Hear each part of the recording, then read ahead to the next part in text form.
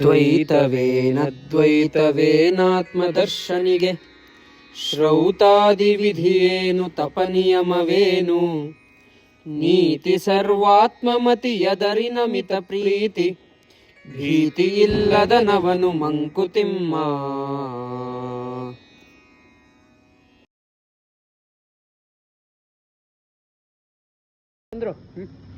ಈ ಪರತತ್ವವನ್ನು ಅರ್ಥ ಮಾಡ್ಕೊಂಡವನಿಗೆ, ಪರಮಾತ್ಮನ ಒಂದು ಸತ್ವವನ್ನು ಅರ್ಥ ಮಾಡ್ಕೊಂಡವನಿಗೆ ತುಂಬ ಶಾಸ್ತ್ರ ವಿಧಿವಿಧಾನಗಳು ಇದರ ಬಗ್ಗೆ ಎಲ್ಲ ಏನು ಕಾಳಜಿ ಇರಲ್ಲ ಅವನಿಗೆ. ಅಥವಾ ಈ ದ್ವೈತ ಮತ ಸರಿನೋ ಅದ್ವೈತ ಮತ ಸರಿನೋ ಇದು ಯಾವುದು ಅವನಿಗೆ ಬೇಕಾಗಿರಲ್ಲ. ಅವನಿಗೆ ಏನನ್ಸಿರುತ್ತೆ ಅಂದರೆ ಈ ಇಡೀ ಪ್ರಪಂಚವೇ ಅಂದರೆ ನನ್ನ ಒಂದು ಭಾಗ ಅಂತ ಅನ್ಸ್ಬಿಟ್ಟಿರುತ್ತೆ, ಅಥವಾ ಈ ಪ್ರಪಂಚದ ಭಾಗ ನಾನು ಅಂತ ಅನ್ಸ್ಬಿಟ್ಟಿರುತ್ತೆ. ಈ ಒಂದು ಭಾವನೆಯಿಂದ ಯಾವುದರಿಂದನೂ ಅವನು ಅಫೆಕ್ಟ್ ಆಗ್ತಾ ಇರಲ್ಲ. ಏನೇ ವಿರೋಧಾಭಾಸಗಳಿರ್ಬೋದು, ಯಾವುದೇ ಬಂದರೂ ಕೂಡ ಅದು ಯಾವುದರಿಂದನೂ ಅವನು ಅಫೆಕ್ಟ್ ಆಗ್ತಾ ಇರಲ್ಲ.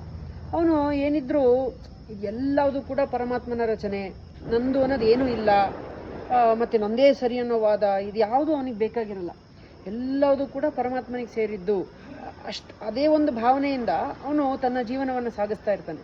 ಅವನಿಗೆ ಇಡೀ ಪ್ರಪಂಚಕ್ಕೆ ಒಂದು ರೀತಿಯ ಪ್ರೀತಿಯನ್ನು ಕೊಡೋದಷ್ಟೇ ಗೊತ್ತಿರುತ್ತೆ ಅವನಿಗೆ ಹೊರತು ದ್ವೇಷ ಮೂಡಿಸೋದು ಅಥವಾ ಇನ್ಯಾವುದೇ ಜಗಳಗಳಿಗೂ ಅವನು ಹೋಗ್ತಿರಲ್ಲ ಅನ್ನೋದನ್ನು ಗುಂಡಪ್ಪನವ್ರು ಈ ಕಗ್ಗದಲ್ಲಿ ಹೇಳ್ತಾ ಇದ್ದಾರೆ. ಎಷ್ಟೋ ಮಹಾತ್ಮರನ್ನು ನೋಡಿದ್ರೆ ಇದು ನಿಜ ಅಂತ ಅನ್ಸುತ್ತೆ ಅಲ್ಲ? ಸತ್ಯ. ನಮಸ್ಕಾರಗಳು.